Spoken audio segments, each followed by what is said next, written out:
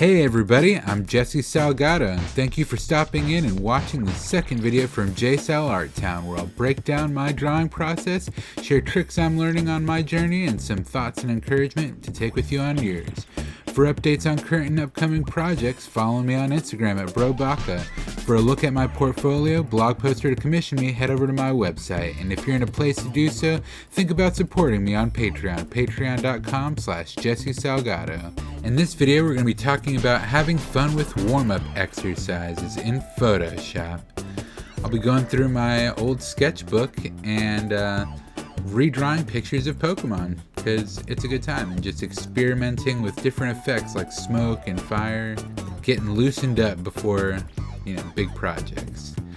These are exercises that I've given myself about an hour to an hour and 15 minutes just working through the process, trying to finish a picture all the way.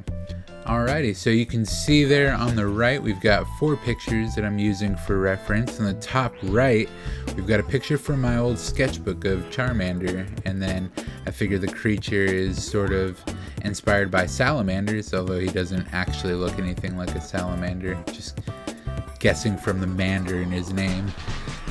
So I've got 2 pictures of salamanders down there. I always like to use real animals to inspire creatures if I'm working on them. And then on the bottom we've got a picture of a shiny Charmander. I think it's from Pokemon Go, this version of him. And it's just all about just kind of keeping things loose. I'm making the shape of the head, and I've got an S-curve here for his spine, just to kind of get some motion in the picture. This is all about just being loose and having fun. You can choose whatever project you want to work on here for these warm-ups, as long as they're simple, and I try to limit myself to about an hour and 15 minutes on these. There are plenty of other artists that are way quicker than I am, and that's fine.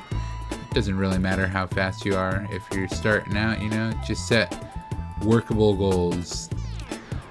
So now I'm creating a separate layer for my clean line work, and I've taken the sketch layer and put that underneath it and just lighten the opacity. And like I said, we're kind of keeping it loose, so it doesn't have to be perfect, though it is really good to keep in practice that you want all of your clean line work, I like to call it, all the lines connected, because what we're going to be doing here next is using the magic wand tool or the selector tool, depending on what program you're using. Some programs aren't as intuitive as Photoshop, and they will select the outside of the line that you're using to draw, and if there's not a connection there, it'll just get really weird. So also, if you're looking to select different areas, like there's a gap in between some clothing, or in this case Charmander's arm over his belly, there's a little gap in the armpit there, hit shift and then click again, and you'll make a separate selection. The whole point of this is just so that you can color without worrying about going outside of the lines, and it's a little bit quicker. Next thing we're going to be doing here is making a new line for our base, and I got the color picker tool, and I've used it on the image of Charmander down there because he's got a different scheme than the normal Charmander. It's a shiny. And then every layer, or every time we change a color, like for the belly, for the eyes, for the nails, I add a different layer so that we can go back and, add some shadow and add some shine to it, And for shadowing, I like to use an airbrush. This is just what I'm working on right now, trying it out. Keeping in mind, the light source is from his tail, so the shadows are going to be on the opposite side, or behind the legs, or above the head, so that you can show a little bit of a third dimension. And then you can see with the shiny part, where the light is cast on his skin, I have kind of tried to use a larger brush to kind of give him a vibe of having, scales of some sort. Anyways, then I've gotten a reference picture of a little flame, because, you know, he's a baby version of the Pokemon, and he probably doesn't have like a giant flame in my imagination. Yeah, I experiment with the airbrush here for the shape of the flame, and add a couple layers of illustration with the yellows and some white and some darker orange, and just kind of feel it out and flow, you know.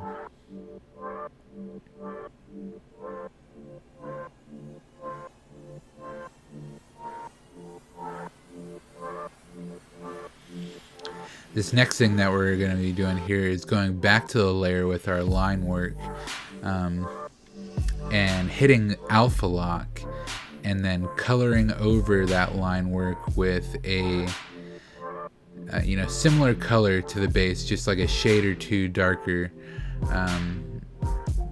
so that it sort of disappears in the background and kind of makes him seem, you know, like he's fully painted.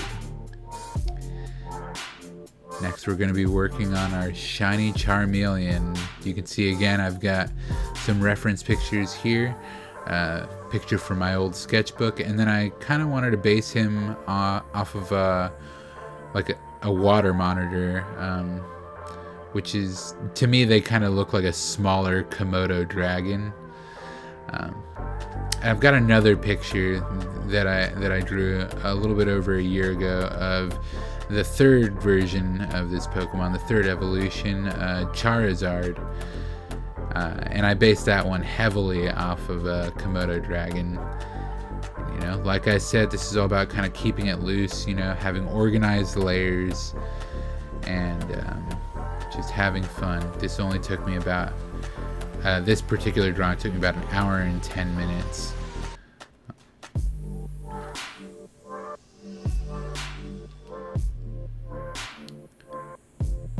Here we go with our selector tool, you know. Always making new layers with the eyes, the base color of the skin, you know. And then this is just kind of another experiment that I did here. The shiny version of this Pokemon, for whatever reason, his eyes changed colors from this kind of dark greenish blue to brown. So I wanted to kind of illustrate that change by having a little bit of brown splashing into there.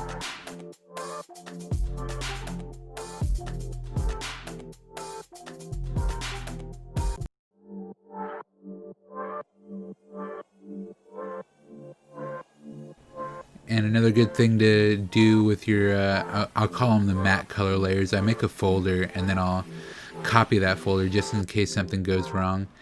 And on each of the layer, like we did with the line work, we hit the alpha lock when we go into our shadowing, and that way you can color on top of it and add a kind of fade. Now you'll see here, and then if you've watched my other video, you'll see the same thing. I use the lasso tool to kind of select an area where the shadow is going to be. So right now we're working on the head, and just kind of creating a rough shape around the eyes and from the back of that kind of knob on his skull there. And on the inside of this is where we're going to be working on the shadows. And that serves the same purpose as it does when you're doing your matte layers, just so that you don't color outside of the lines. And I'll use an airbrush again to kind of get that kind of pressure sensitive effect, so that I can go lighter and harder the same way that you would use a pencil, and start creating shapes, you know, for hard shadows, and then later on I'll get a little bit more free flowing with it. But this is just a good thing to kind of practice and get comfortable with, you know.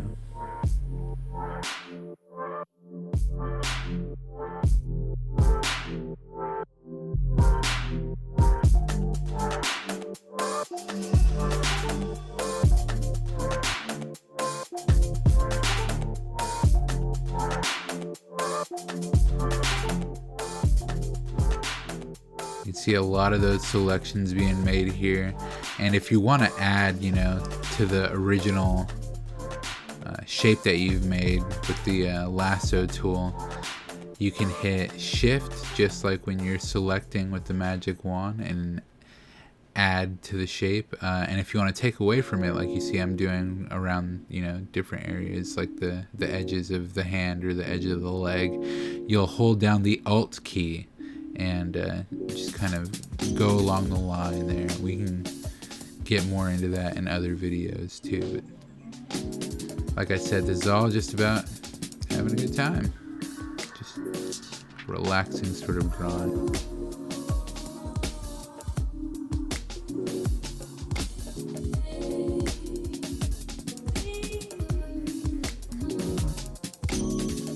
On this one, I've made a separate layer for the shine, and then I use the magic wand tool to select around the character so that I didn't, you know, go outside the lines. It doesn't really do much for, you know, when you're in like the actual full shape of the character, but on the edges, you know, it's really helpful for not, you know, having this kind of glow on the outside of your character drawing.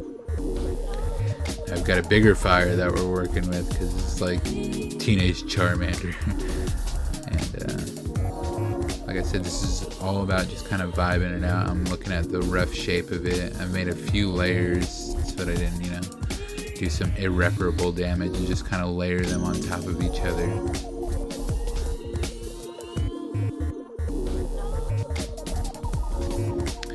And then I'm just kind of going with those embers. I just got a big brush and just splash some colors around. Now we're doing the same thing that we did in the last picture, just going over the lines again. You don't actually have to do this. If you get really good with the shading, you can just turn off your line work. And that's a thing I'm practicing personally, but for these warm-ups I felt like it was easier to just, you know, leave the line work but color them a different color, so it sort of keeps the shape together, a nice hard shape. Then, you know, I'm working with smoke here now. Got a picture of wispy smoke in the background. I used an airbrush for this and really like feeling it out. Like I said, these are all just experiments, different. It's good to have different elements in your pictures to challenge yourself.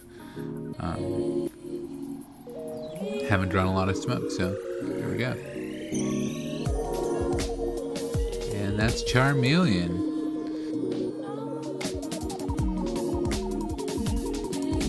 And then I've included an old picture of the Charizard with him. You can see there he's just billowing out fire. But anyways, yeah.